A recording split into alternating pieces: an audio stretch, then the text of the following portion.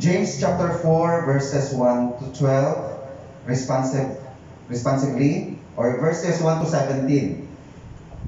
From whence come wars and fightings among you?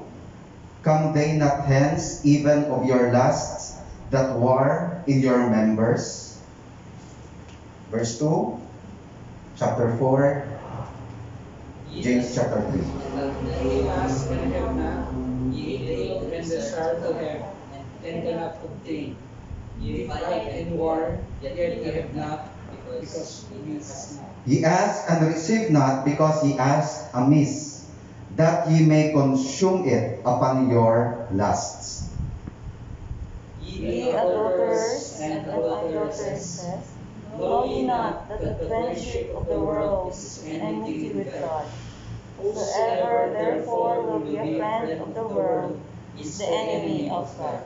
Do you think that the scripture said in vain, the spirit that dwelleth in us lusted to envy?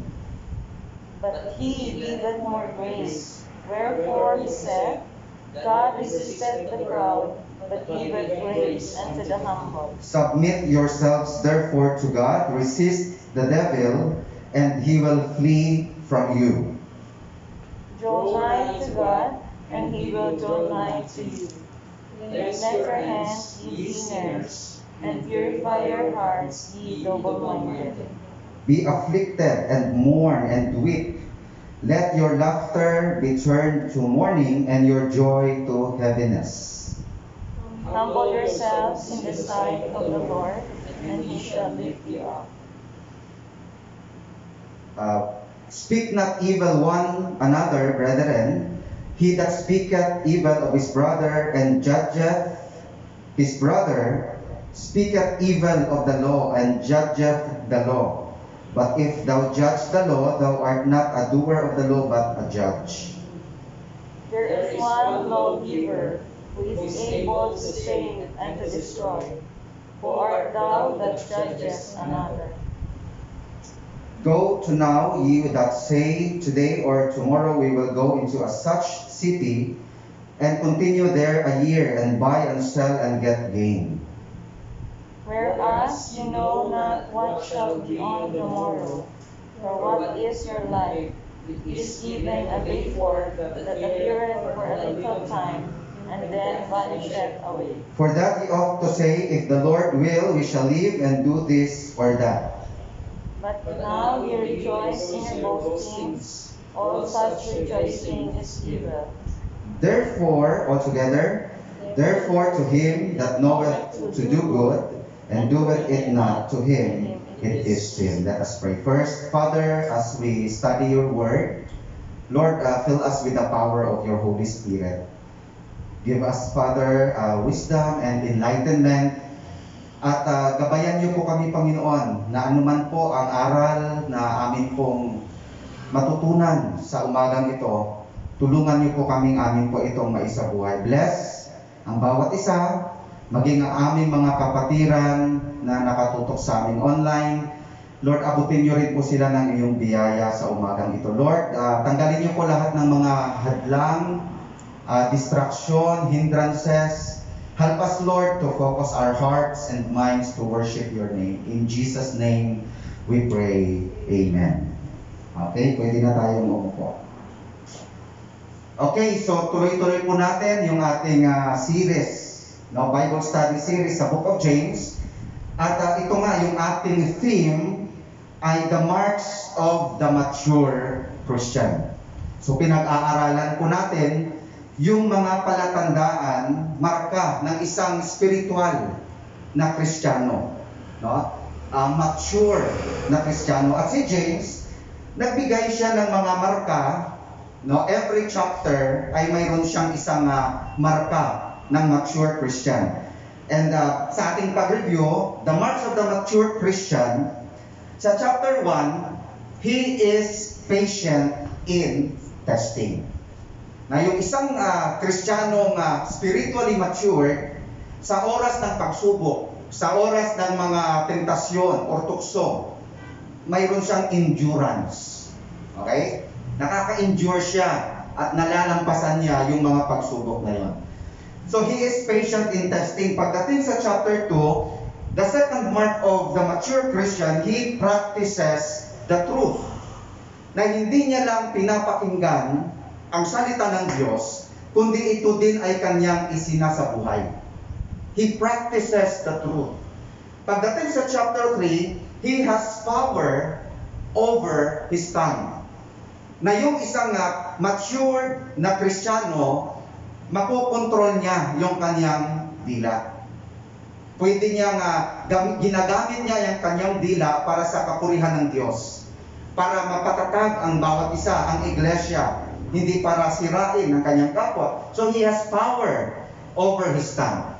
Now ngayon, sa chapter 4, the fourth mark of the mature Christian, according to James, he is a peacemaker, not a troublemaker. He is a peacemaker, not a troublemaker. Now, itong passage po mga kapatid na atin pong binasa kanina, yung chapter 4 verses 1 to 17, mag-focus tayo sa verses 1 to 12. Now, sa unang bahagi po ng passage na ito, makikita na po natin na hindi healthy ang relasyon ng mga kapatiran sa church na ito. First part pa lang ng chapter 4. Now, in fact, sa buong book na ito, mapapansin na po natin na parang hindi po healthy ang relasyon ng mga kapatiran sa church. Meron po silang tinatawag na pag-aaway-away na nangyayari po sa loob ng church. Okay? Hindi lang yun, nagkakaroon po sila ng inggitan sa isa't isa. No? Especially pagdating sa posisyon sa church. So nagkakaroon ng inggitan ng mga kapatiran, nagkakaroon din ng pagkakampi-kampi. Okay? Dumating din sila sa punto na nagkakasakitan na po ang mga magkakapatid sa Panginoon. Nagkakasakitan sila, lalo na sa kanilang pananalita, laban po sa kanilang mga kapwa mananampalataya. Kaya si James, sa passage na to, dito po natin makikita na yung totoong kondisyon ng kanilang spiritual na pamumuhay. Okay? Kaya napansin ni James din ito, may problema ang church na to. So that's why in this passage, James reminded his fellow brethren that one of the marks of the mature Christian is that he is a peacemaker, not a troublemaker. Now, atin pong i-dig up at pag-aralan yung buong context nito. Now, obviously, sabi ko kanina, may malaking conflict na nangyayari sa loob ng church. Kaya ang tanong po, mga kapatid, bakit kaya sila nagkaroon ng conflict? Ano bang pinagmulan ng conflict na ito? At ano ang dapat gawin para ma-resolve itong conflict? So yung mga tanong na yan ay mapapag-aralan natin sa passage na ito. Kasi si James ang nagbigay ng mga insights po dito na matutunan po natin. Now look at verse 1. Sabi ni James, "From whence come wars and fightings among you? Come they not hence, even of your lusts that war in your members?" So sabi ni James, sa isang translation, what is causing the quarrels and fights among you? Don't they come from the evil desires at war within you? So, nagtanong na si James ngayon, saan ba nanggagaling, mga kapatid, itong inyong mga alitan at pag-aaway?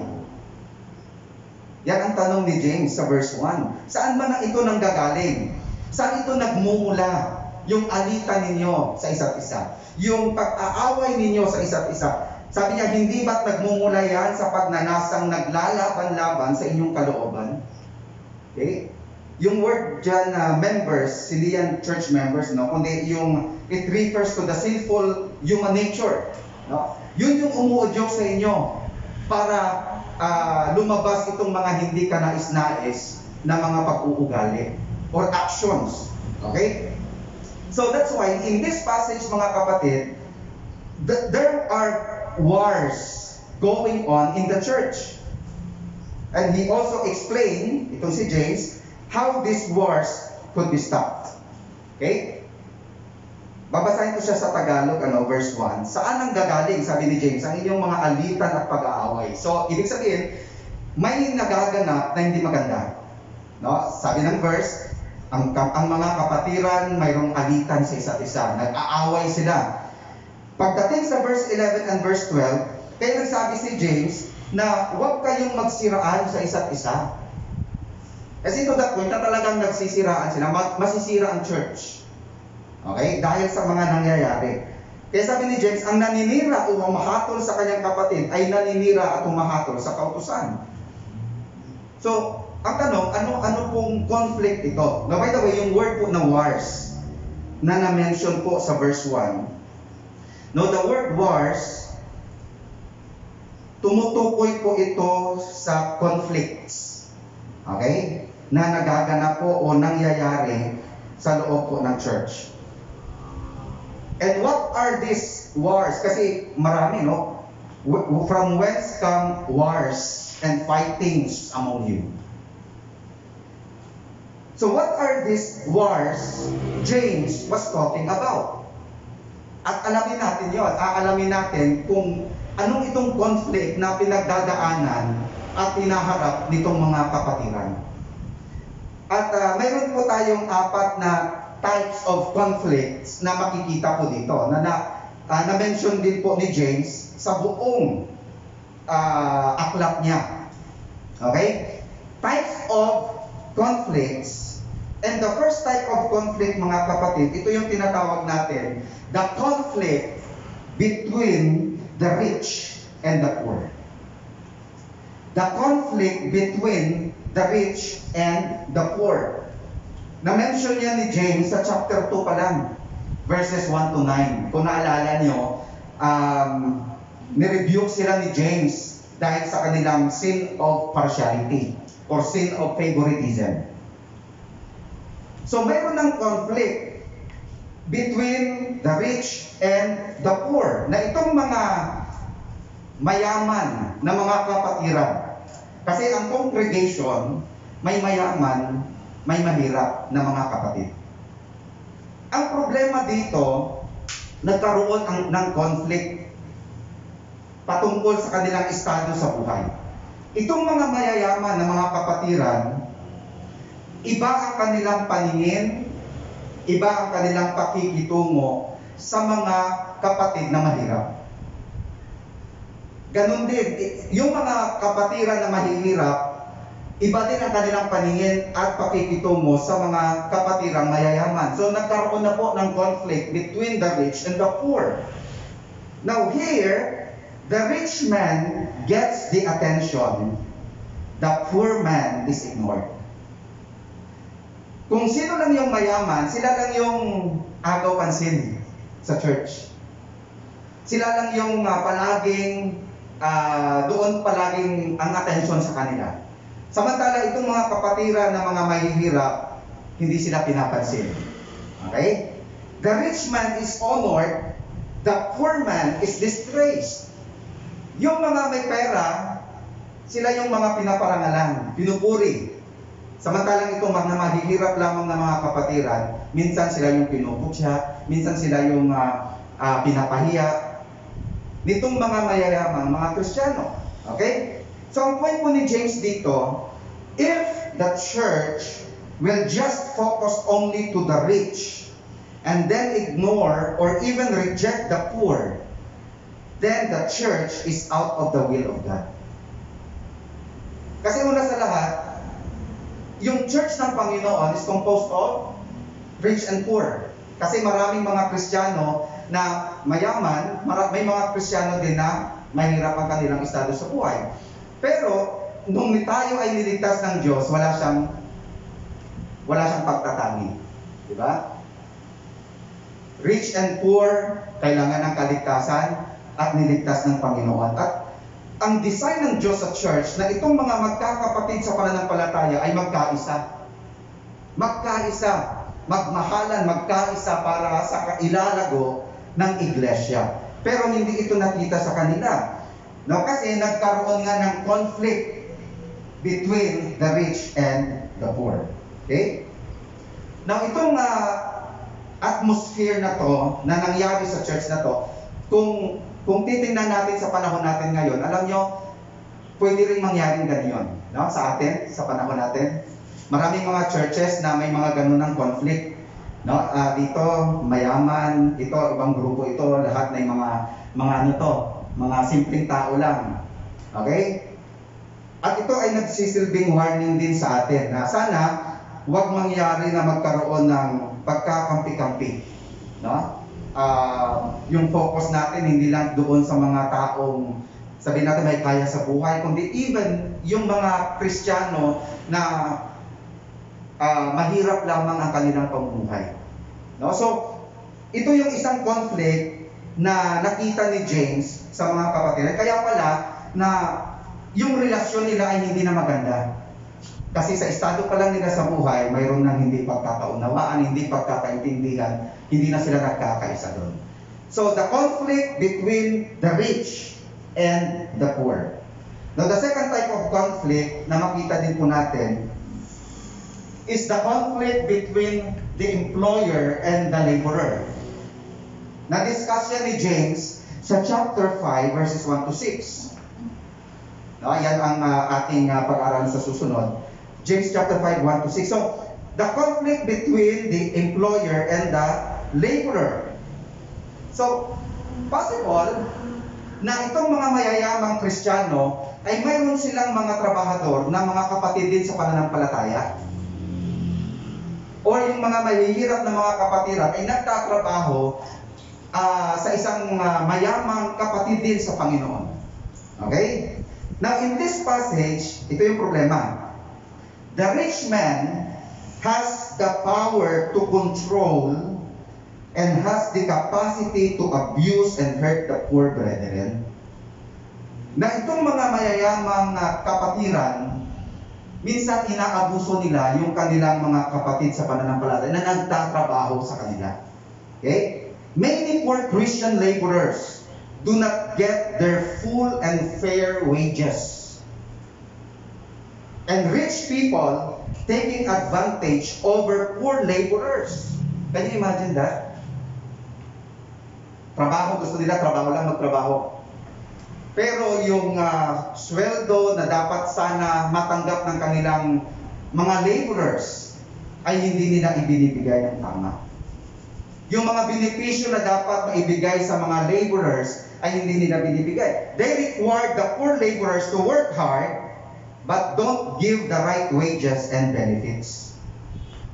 At ang nakakalungkot dito, ginagawa nila yan sa kapwa nila mananampalataya. Kaya nakikita ni James, malaking ang problema ng church na to. No, hindi lamang na mayroon silang problema sa estado nila sa buhay, kundi pati ang kanilang yung employer and laborer relationship. Okay? Yung ganyong klaseng pangyayari, no? Even sa panahon natin ngayon, may mga ganun pa, di ba? Nakakalungkot lang, kahit Kristiyano, ganun ang ginagawa. Naalala ko tuloy, nung kami po ay nasa Visayas, nag-work ako 1 year sa isang Christian Academy. Okay? Bilang isang missionary at the same time chaplain ng academy na yon. So, na-met namin ang ibang mga friends, mga teachers doon, mga Christians din. At nag-start yung gawain doon kasi parang pioneering siya. Pioneering doon sa school. Mayroon kaming Bible study doon, yung aming yung uma-attend doon, kung hindi estudyante, mga teachers. Doon kami naka-met ng mga friends. Kaya lang, nung 1 year na experience namin doon, ang problema ganito, yung mga nasa taas, no, especially yung mga member ng board, although Christian sila, pero ang problema, yung pinakamayaman o pinakamalaking investment sa academy na yon, Siya yung boss, siya yung voice. Ang problema, may mindset siya na hindi ministry but ministry. Okay, yun yung problema doon. Kaya nag-struggle kami doon. Yung mga teachers, gusto niya magtrabaho overtime. Pero hindi nabibigay yung tamang sweldo sa kanila. Hindi pa nga umabot sa minimum eh. No? Although, yun ay private school. No? So, yung sweldo nila pinagkakasya lang kung ilan lang ang ibigay sa kanila. Overtime, hindi nabibigyan ng sweldo. Okay? Ang malungkot doon, even ako mismo ay nakaranas. Okay? Nakakatanggap ako ng payslip monthly. At doon, nakikita ko ito yung may bawas, no, benefits, lahat SSS, andun. Ito yung net. Ngayon, nung chineko after siguro mga ilang buwan na rin na andun kami, chineko yung SSS kasi may pinsan ako na nag-work noon sa SSS. So nagtanong ako kung kamusta yung aking remittance, kung ilan na ba. So doon ko na found out na hindi pala inulugan yung SSS ko. Although nasa payslip na may bawas yon. So nagreklamo ako sa my business office. So yung wala din sila magawa kasi yung tinuturo nila yung pinakamataas. Okay? So doon pa lang medyo nag-struggle ako doon kasi nangyayari pa lang mga ganun. No, kaya after a year, nag-resign ako doon kasi hindi ito ministry. Okay? Hindi ito ministry kasi ministry ito. No? Doon nga namin naranasan ni Ma'am Pe na gusto kami mag children ministry. Pero ayaw magbigay ng budget kasi malulugi daw. So sabi ko talagang business talaga ito. So nag-pray kami, Lord, struggle kami dito kasi hindi ito totoong ministry. Lord, i-lead mo kami sa totoong ministry. After doon, dito kami dinala ng Panginoon. Talagang totoong ministry. Okay? So, sabi ko, may mga ganun palang experience. No? May mga, yun, ang dami naming na-learn doon. Pero, ang point ko po, pwede palang mangyaring ganun, kahit magkakapatiran. No? Since sila ay nasa ganito, mataas ang kanilang posisyon, at may mga taong nagtatrabaho sa kahit magkakapatid, pwede nilang abusuhin ang kanilang kapangyarihan. At ang daming mga Christian laborers na naaabuso. No, hindi lang sa mga ganung kahit saan siguro. Lalo na kung ang isang Kristiyano ay hindi spiritually matured. So there is a temptation na pwede nating abusuhin yung ating kapangyarihan. So ito yung nakita ni James, mga kapatid.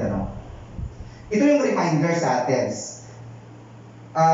To all Christian employer, no, kung ikaw ay nasa mataas na posisyon, ito yung reminder sa atin. Be fair to your laborers by giving them right wages and benefits. Sakaling ikaw ay isang Kristiyano, pinagpala ka ng Panginoon, at mayroon kang mga tauhan, kailangan maging patas o be fair to your laborers by giving them right wages and benefits. Don't use your authority to abuse their human capacity. No, kasi minsan akala natin, ikaw yung boss, sige, trabaho ka lang na trabaho, without even thinking na silang mga trabahador na yan or mga nagtatrabaho ay napapagod din. No? Ipatrabahuhin mo, susunod lang yan kasi boss ka eh.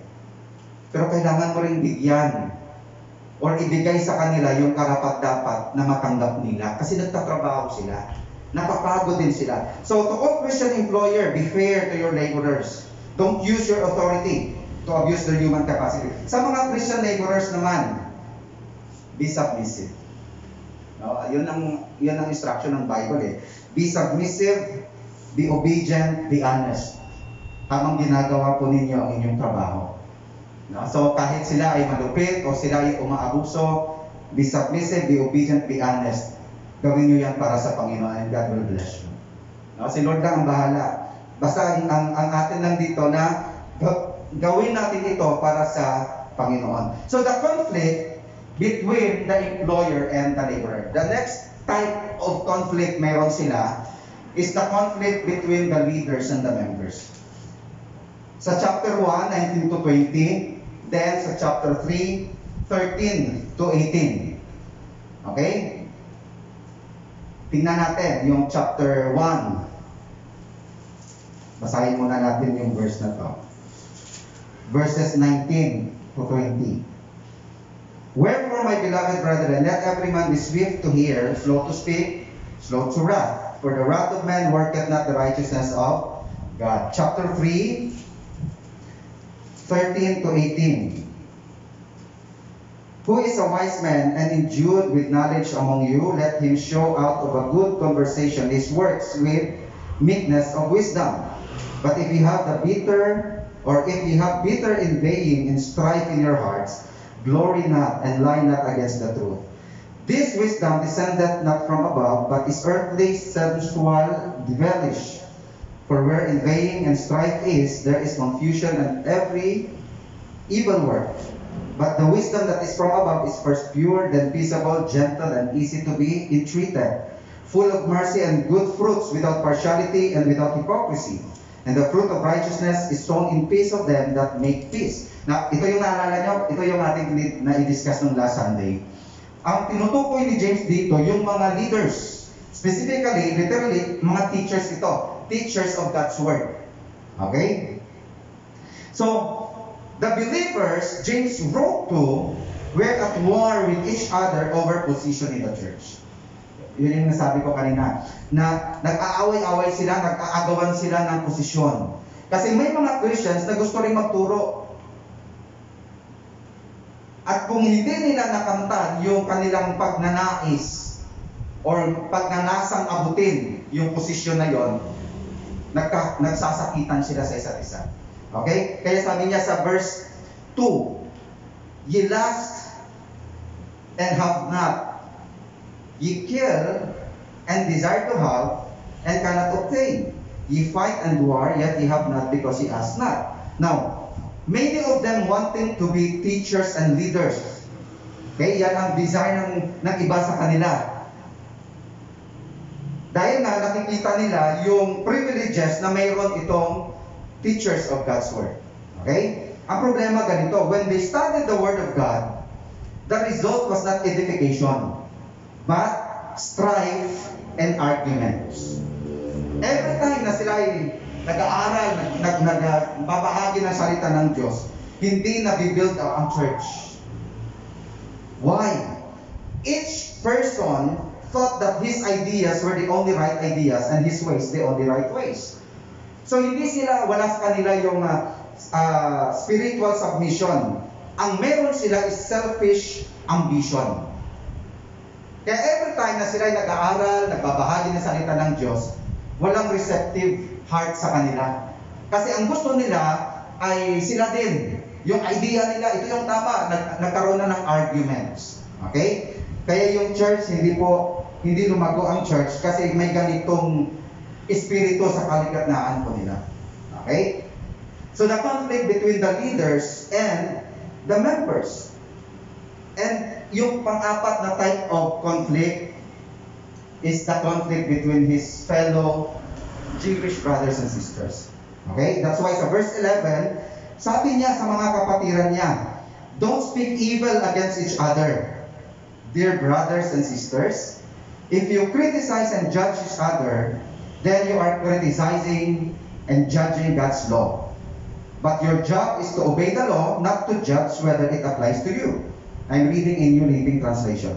God alone who gave the law is the judge. He alone has the power to save or to destroy. So what right do you have to judge your neighbor? The conflicts between his fellow brothers and sisters. Na ang tanong, bakit sila nagkaroon ng conflict? Now, titingnan natin ngayon. Yung root cause ng conflict meron sila. Okay? Kasi itong types of conflict na to, nakakaranas sila eh. No? Conflict between rich and poor, conflict between laborers, employer, conflict between leaders and members, and even brothers and sisters in the Lord. So ang tanong, saan nagmumula itong conflict na to? No, sabi ni James, from whence come wars and fightings among you? Come they not hence even of your lust that war in your members? Ye lust and have not, ye kill and desire to have and cannot obtain. Ye fight and war, yet ye have not because ye ask not. Now, the root cause of conflict, isa lang po ang ibig sabihin nito. Ang pinaka punot dulo ng lahat, spiritual immaturity. These Christians were simply immature spiritually. These believers were living in carnality. That's why their lifestyle is worldly and ungodly. No wonder ganito yung kanilang ipinapakita. You know why? Kasi hindi sila lumago spiritually. Sabi ng ibang mga commentators, baka yung iba sa kanila professing Christian lang. Nagpo-profess lang na sila'y mananampalataya.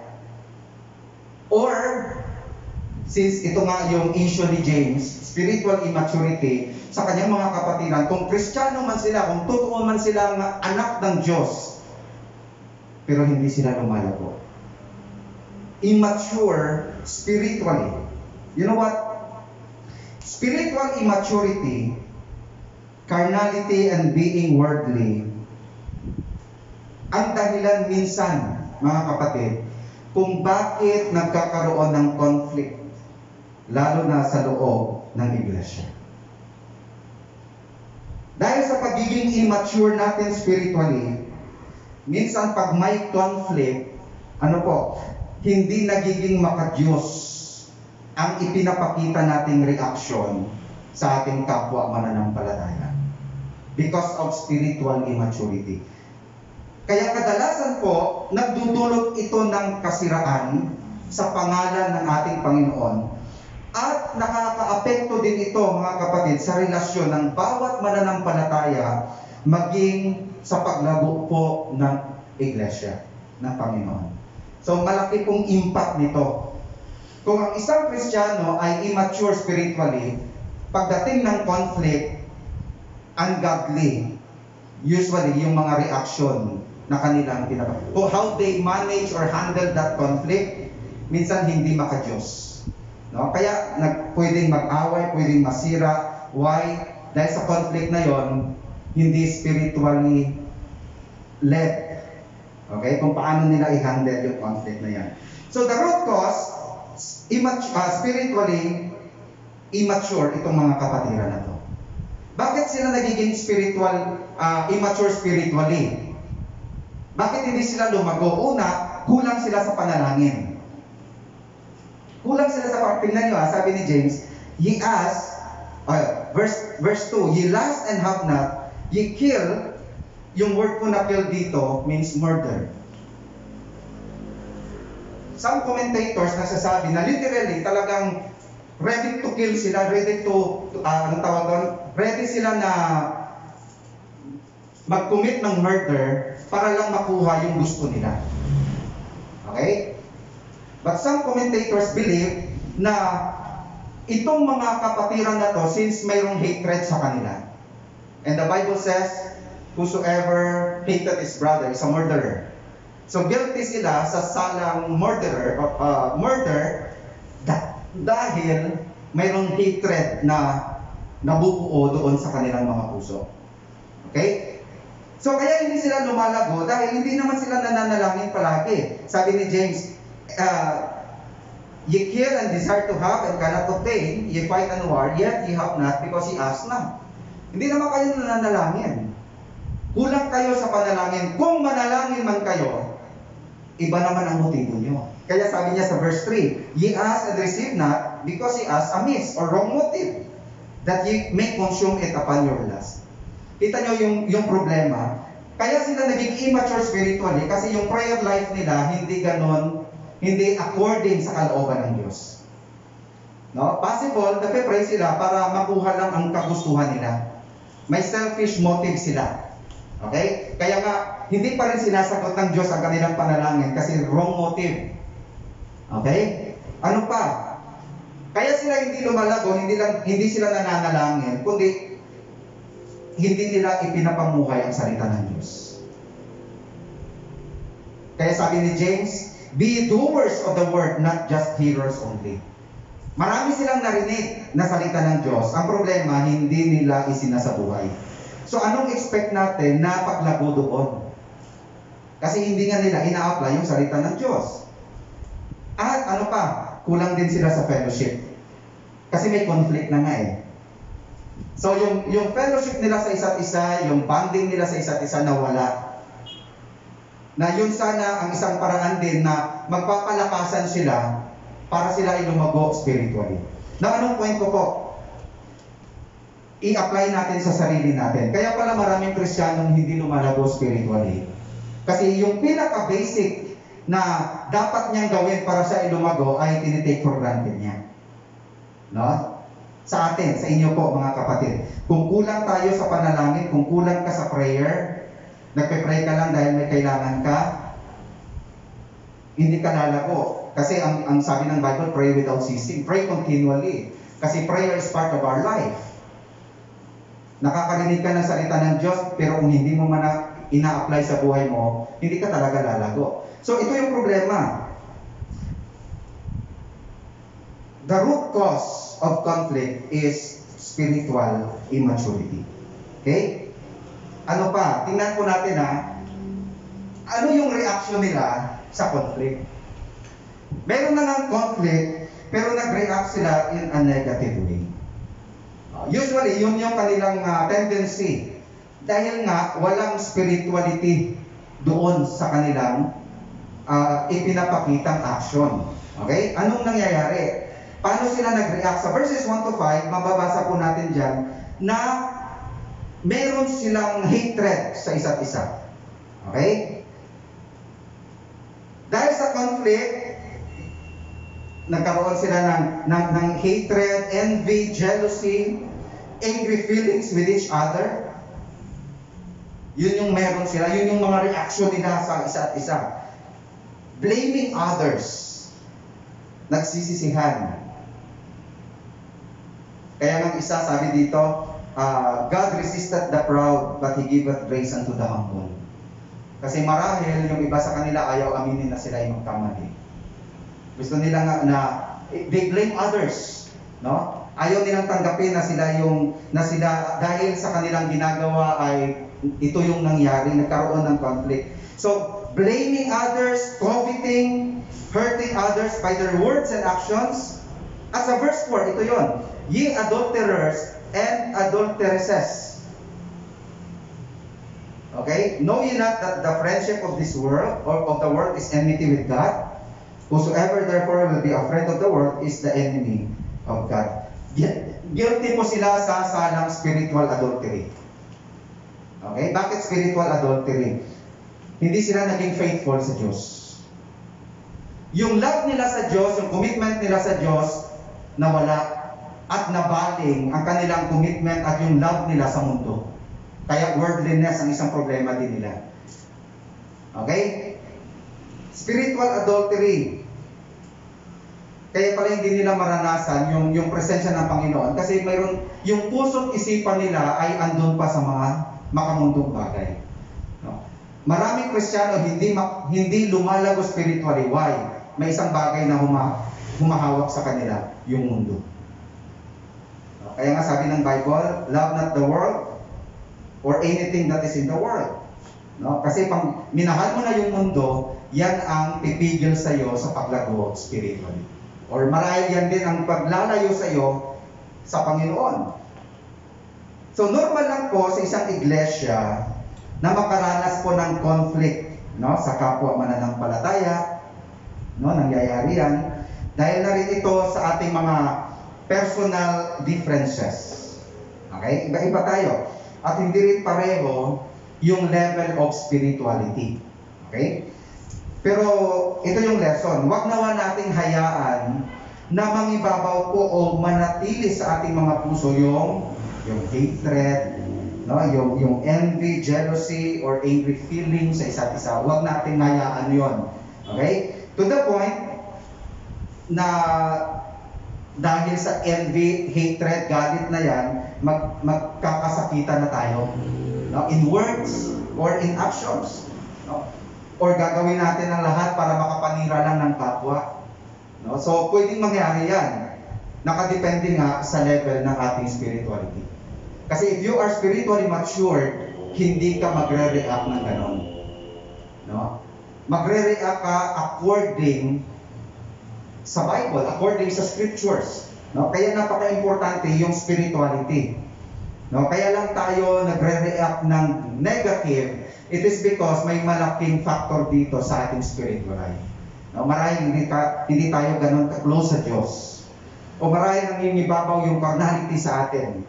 Okay? So, matutunan naman natin na mahalin, no, at patawarin ang mga taong na nagkasala din sa atin. Sabi ko kanina, normal, natural na may conflict kasi magkaiba tayo. Pero sana mangibabaw pa rin yung pagmamahalan, yung pagpapatawad sa isa't isa. No? So ito yung reaction na makita natin. Next is the result of conflict. The first results ng conflict is division. No? Of course, nagkaroon ng division. No? Wala nang unity. O pwedeng mangyari yan sa church, di ba? Dahil sa conflict, nawala yung unity, nagkaroon ng division. Hindi lang division, but distraction. Distraction sa relationship, distraction sa fellowship, distraction even sa corporate worship. Wala na. No? Sira na. Dahil sa tinatawag nating conflict. Now, ilang churches ba ang nasira ng dahil sa unresolved conflict? Or ilang relasyon kaya ang nasira ng dahil din sa conflict? Relasyon ng mag-asawa, relasyon ng magkaibigan, no, dahil sa conflict nasira ang relasyon ng magkakapatid, relasyon ng magkasama sa trabaho dahil sa conflict nasira, relasyon ng mga kahit magkakapatid kay Kristo. So, ilang relasyon ba ang sinira nitong conflict na ito? Okay? Kaya minsan itong conflict na to, mga kapatid, ito po ay kusang nawawala. O di kaya ito ay mas lalo pang lumala, nakadepende ngayon sa ating spirituality bilang isang mananampalataya. Kung tayo ay lumalago sa Panginoon, yung conflict na yan, although may mga dumarating conflict, pero if we are mature spiritually, alam natin kung paano i-handle yung conflict na yan at kung sa siya unti-unti siyang mawawala. Pero kung immature tayo spiritually, hindi tayo lumalago sa ating Panginoon, kahit yung simpleng conflict na yan, pwede siyang lumala. No? So, kaya nga nakadepende sa spirituality ng mga Kristiyano. Now, lastly here is the remedy for conflict. Sa verse 7, binanggit ni James doon, the first remedy for conflict is to submit to God. Kaya sabi niya sa verse 7, submit yourselves therefore to God, resist the devil and he will flee from you. So sabi ni James, magpasakop kayo sa Diyos. Matutunan niyo na magpasakop sa Diyos. Sa authority ng Diyos sa buhay mo. Kaya pag ang isang Kristiyano hindi nagpapasakop sa Diyos, may malaking problema. Okay? Kaya ito pong mga Kristiyano na to, kaya nagkaroon sila ng ganitong conflict sa isa't isa, kasi una sa lahat, hindi sila marunong magpasakop sa Diyos. Kaya sabi ni James, to resolve that conflict, submit to God, submit yourselves, therefore, to God.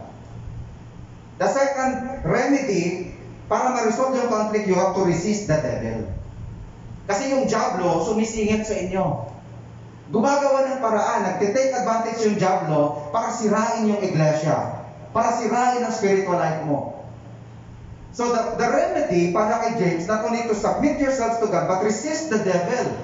Kasi yung pangako niya, he will flee from you. Huwag natin kahayaan na itong diablo na to ay manalo. No? Magtagumpay na sirain ang iglesia. Tayo nakaranas tayo ng conflicts. Okay? Nangyari yung mga conflicts na yan. At doon sumisingit yung diablo. Okay? Kaya nga we need to resist. We must resist the devil. Huwag nating hayaan. We have to rebuke the devil. And the Bible tells us that he will flee from us. So submit to God, resist the devil, according to verse 8, draw nigh to God, and He will draw nigh to you. So the third remedy for that conflict is to draw nigh to God. Kasi itong mga Christians na to, malayo na sila sa Diyos. Kaya kayo, ganyan ang inyong atmosphere sa loob ng church. Walang unity, nag-aaway-away kayo kasi kayo mismo ay malayo sa Diyos. So draw nigh to God and He will draw nigh to you. Ang isang church na palaging nag-aaway, take note mga kapatid, malayo ang presensya ng Diyos. Okay? Kaya ang solusyon dyan, kailangan nating magbalik, lumapit muli sa Diyos. Okay?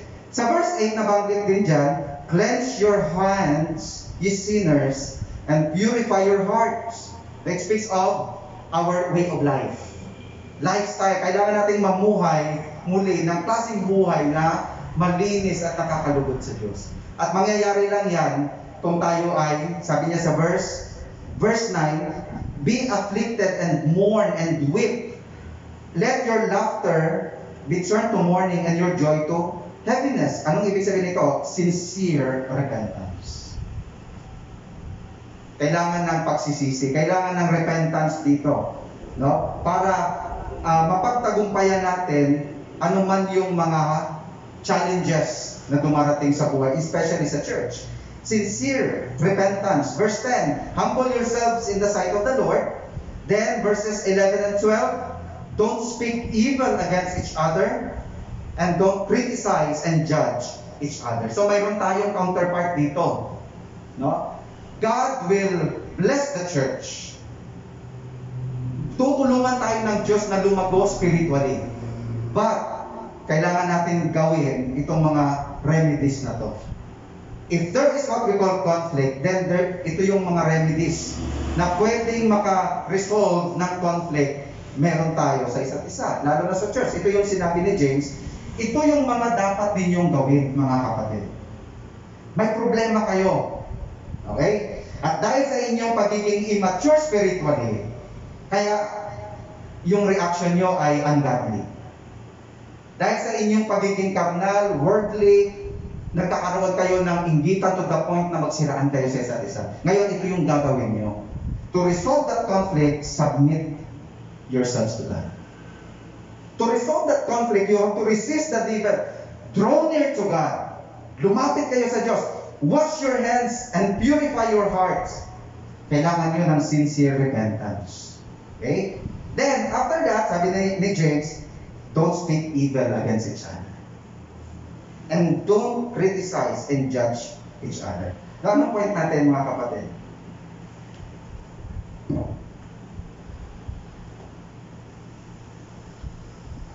Now, ang challenge po sa atin, one of the marks of the true or mature Christian, he is a peacemaker, not a troublemaker. Kung ikaw ay lumalago sa Panginoon, hindi mo hahayaan na gamitin ka ng dyablo para sirain ang iglesia. Ikaw ay hayaan natin na gamitin tayo ng Diyos na maging peacemaker tayo. Tagahatid at tagadala ng kapayapaan. Hindi yung dahil sa atin ay nasira ang church. Dahil sa ating spirituality, dahil sa ating pagiging immature spiritually, nasira ang relasyon natin sa isa't isa. No? So wag natin, hindi tayo magiging troublemaker, but magiging peacemaker tayo para sa kaluwalhatian ng Panginoon. No? So ipagpatuloy po natin ito, mga kapatid.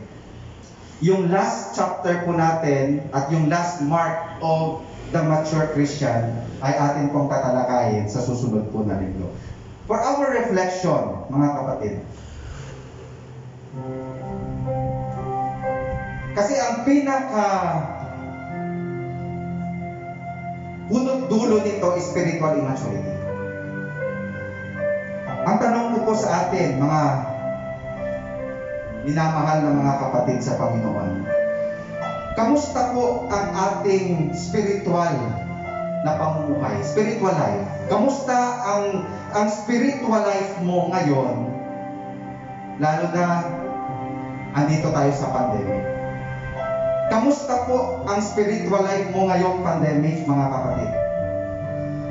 Ikaw ba ay lumalago pa spiritually? O ikaw ba ngayon ay namumuhay na sa carnality?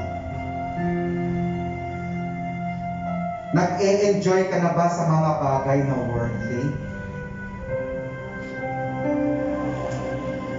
Marahil yan ang isa sa mga dahilan, kapatid, kung ba't ikaw ay hindi lumalago spiritually.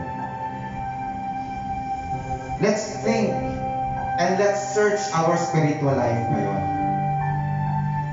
Sa ating mga kapatid na sa online, saliksikin din po natin ang ating sarili. Ako ba'y lumalago spiritually? Wala nang physical worship, wala nang fellowship sa isa't isa, puro na lang kami online. You know what? Sometimes it affects our spiritual life. Lalo na pag wala pa tayong discipline. Sa online, ang daming distraction. Minsan hindi ka makafocus sa pakikinig ng salita ng Diyos. Minsan nagloloko yung signal. Then, yung apektado dito yung spiritual life natin. Kamusta po ang spiritual life natin, mga kapatid? Huwag po na sana natin hayaan na manghina ito ng tuluyan. Kaya nga, take initiative. Huwag mong kalimutan na manalangin palagi. Magbasa, magkaroon ng quiet time with the Lord. Kasi yun yung isang bagay, mga kapatid, na magpapalago sa'yo, magpapatibay sa'yo. Pag wala pa yun, mga kapatid, nako, may tendency na tayo po ay manghina. At kung tayo po ay spiritually weak, nagiging immature tayo spiritually, konting conflict lang, konting problema lang, minsan nagtatagumpay yung diablo sa buhay natin.